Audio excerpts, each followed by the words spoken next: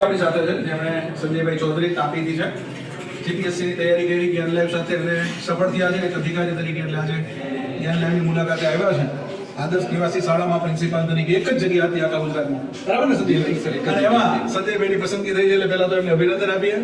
અને આપણી સંસ્થાની મુલાકાત કરીએ ને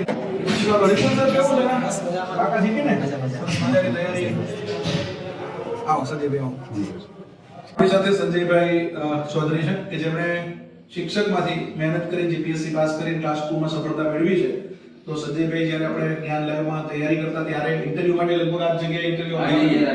અહીંયા એમનું મોક લીધેલો અને આજે એમનું સન્માન આપણે અહીંયા કરીએ છીએ તો સંજયભાઈ તમને ખૂબ ખૂબ અભિનંદન બહાદુરસિંહ સાહેબ વિનંતી કરું કે એમને શેડ આપીને સન્માનિત કરશો ખૂબ ખૂબ અભિનંદન સંજયભાઈ સાહેબ તમારું માર્ગદર્શનને કારણે જ સફળ થઈ ગયા સફળતા તમારી અભિષેકની છે હું મેડલ આપીશ એમને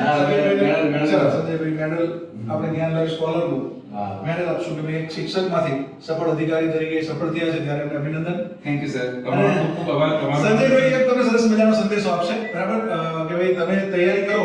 સંજયભાઈ મને આ ખ્યાલ છે કે આની પહેલા એકવાર નિષ્ફળ ગયા ત્યારે ઇન્ટરવ્યુનો ડેમો તો આપ્યા હતા બિલકુલ સર આવ્યો તો બિલકુલ પણ સફળતા એમને મેળવી છે મિત્રો હું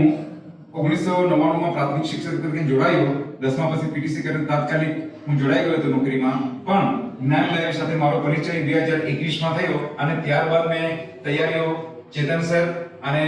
સાહેબના માર્ગદર્શન હેઠળ ચાલુ કરી ત્યારબાદ હું એકવાર આદર્શ નિવાસી શાળામાં નિષ્ફળ રહ્યો હતો પણ સતત મેં મહેનત ચાલુ રાખી અને ચેતન સર અને સાહેબનું માર્ગદર્શન મને મળતું રહ્યું અને હું માત્ર એક જ જગ્યા હતી બીજી વાર જ્યારે એક્ઝામ લેવાઈ ત્યારે પણ બંને સાહેબોના માર્ગદર્શનથી હું